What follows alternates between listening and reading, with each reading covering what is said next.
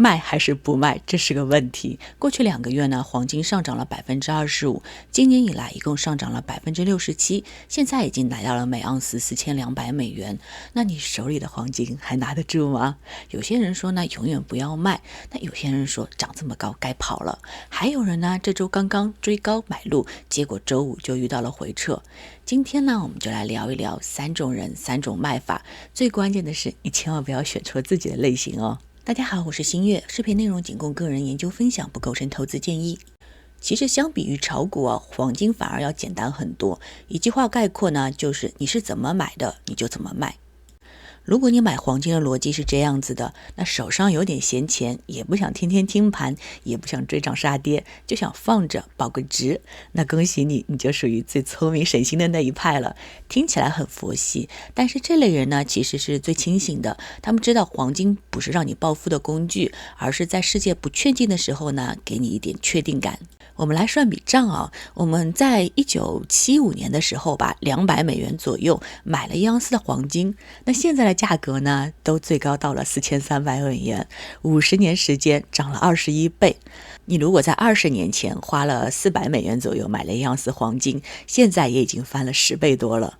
那如果说你买在最高点呢，也就2011年的时候，黄金价格冲到了1900美元，如果那个时候你买了，到现在又赚了2倍多，连最倒霉的接盘侠都赚翻了。这个呢，就是永远不卖的底气。过去半个世纪呢，黄金经历了3轮的大牛市，从1976年到1980年，它涨了7倍多；2001年到2011年呢，涨了6倍多。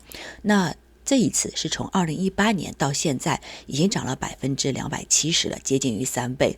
发现了吗？每一轮牛市呢，它都会持续好几年，就算中间会有熊市，最终呢，它也会创出新高。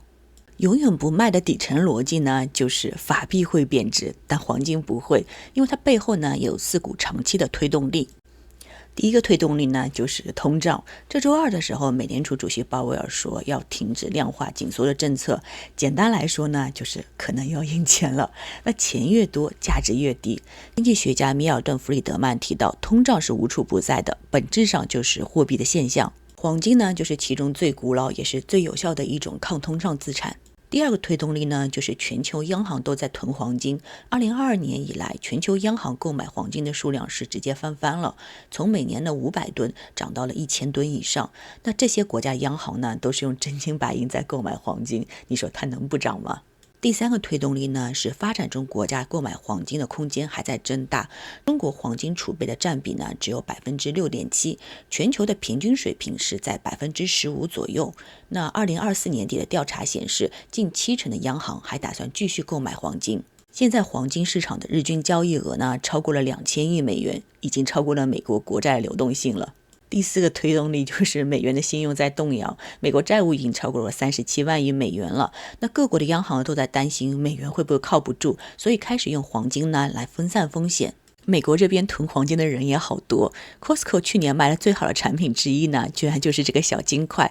很多人办会员卡就是为了去买黄金，然后得到返利。那如果你把黄金当作传家宝，甚至于放在保险柜里面，不在乎短期的波动，熊市跌个30-40%也不太慌。黄金在家庭中的比重呢，在10%左右。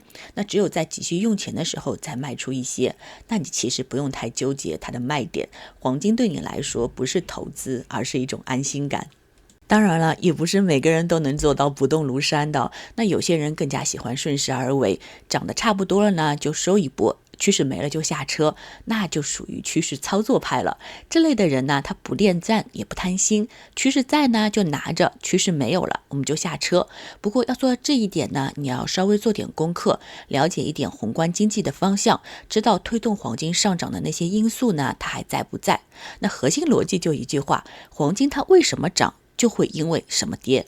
那我给你4个信号，记下来就够用了。第一个信号呢，是美联储态度的转向，这个更加是看预期差。那黄金最怕的呢，其实不是加息本身，而是市场对于加息的一种预期。一般规律呢，是预期降息的时候呢，黄金会涨；预期加息的时候，黄金就会跌。当然了，这不是非常死板的加息就跌，降息就涨比如说2022年到2023年呢，美联储是一路加息，黄金呢呢确实先跌了20%，之后又涨回来，甚至创了新高啊。这是因为呢加息之后呢，通胀虽然在回落，但是实际上的利率呢依然不算太高，加上市场上开始相信加息会很快结束了，又加上了市场上的避险情绪增加，那资金呢又慢慢的回到了黄金。而这2年的上涨呢，也和美联储停止加息、市场上出现降息预期有关。投资者呢开始押注未来利率会下降，那美元的收益率下滑，自然会推动黄金的上涨。所以这个信号的真正关键点呢，不是美联储加息这几个字啊，而是市场情绪呢从怕通胀变成了怕衰退。那当市场开始认为经济要放缓、利率见顶的时候，黄金往往会重新启动。反过来，当美联储语气变得非常强硬，通胀明显下降，然后大家开始相信加息周期还没结束的时候，那黄金通常会进入整理甚至回落期。最明显的例子呢，就是2011年的时候，黄金冲到了$1900附近。那个时候呢，欧债危机缓解了，美联储也停止了降息，并且释放了加息的信号，还没有真正加息啊，只是释放信号。那市场呢，从原先的避险模式切换到了风险偏好，这个时候黄金就开始一路下跌，跌了4年，最大跌幅呢超过了40%。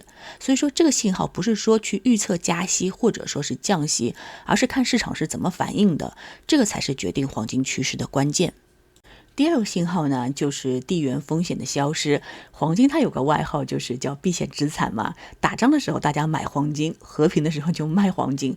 那现在推动金价的因素之一呢，就是俄乌冲突和中东的局势。那如果说哪天传出说停火了、谈判了、局势缓解的消息，那避险情绪就会慢慢的降温，那个时候就该考虑要不要下车了。第三个信号呢，就是央行不买黄金了。央行它虽然有钱啊，但是它也怕买贵了。所以当短期金价涨得太快的时候呢，他们会暂停购买黄金，甚至于说是减持。就像鸡蛋涨价了，那我们就少吃几个呗。所以如果你看到新闻说某些央行它减持黄金，或者为了资产平衡卖出黄金的时候，通常意味着价格是阶段性的偏高了，这个也可能是趋势转弱的一个信号。第四个信号呢，是美国的财政环境好转。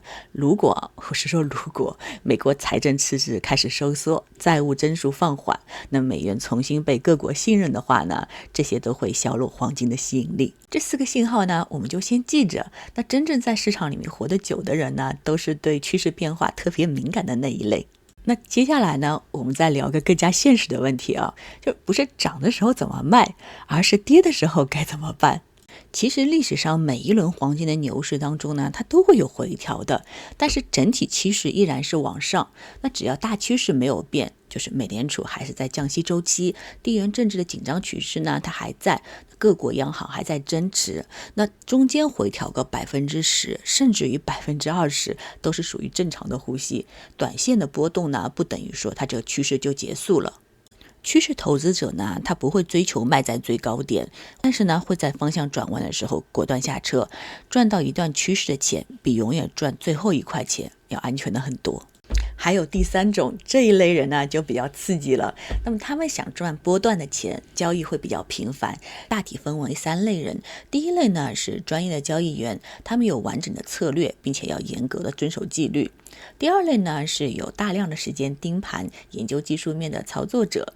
第3类呢就是买在高点被套希望通过波段操作降低成本的人。那如果说你不属于前面2类呢，有可能会变成第3类越操作越乱。短线操作呢，你可以是在突破了压力位了之后，然后进行一个买入的动作，同时止损呢就设在买入点以下的3%到5%的位置，它的一个支撑点位。然后等到它上涨到一定阶段，然后有遇到了阻力没有办法突破的时候，可以先出来，或者说是市场情绪过热的时候，也可以逐步的止盈，然后等到它回落到下面的支撑点位的时候，再进行一个买入的操作，来降低持仓的成本。同时呢，在波动过大的时候呢，可以用看跌期权或者说是美元的资产进行一个风险的对冲。听起来好像挺专业的是吧？但是短线操作的这个坑好多人都踩过。第一个坑呢，就是容易踏空牛市。黄金它一旦启动往往就会连续涨上好几个月。如果说你遇到一个小回撤卖出，然后等着低点再买入的话，结果很可能就是它就一路涨上去了，然后根本不给你买回来的机会，那你就赚到了一小段的钱，却错过了整段的行情。第二个坑呢，就是交易成本会吃掉大部分的利润。短线操作虽然看起来是可以频繁的赚钱，但是不要忘了还有手续费、差价，还有税。特别是在美国，你交易黄金相关的 ETF、期权或者期货的时候呢，这个成本一个个叠加起来，往往会吃掉你大部分的利润。很多人到最后一算才发觉，不折腾反而可能赚得更多。第三个坑呢，就是太费精力了。短线呢，你就要一直盯盘，要决策，要承担情绪上面的压力。涨的时候呢，怕卖早了；跌的时候又怕没有跑。白天上班想，晚上睡觉也想。说句实在话都操这个心了，我们不如去做个股吧。股票的机会更多，波动大，回报也高。黄金它的价值呢，不在于说赚快钱，而是在于稳和对冲风险。我们最后来总结一下黄金的3种操作方式第一种呢，就是永远不卖这个比较适合长期的资产配置、保守的投资者。那核心逻辑呢，就是法币它会贬值，黄金呢是保值的。优点呢就是省心，抓住长期的这波大趋势。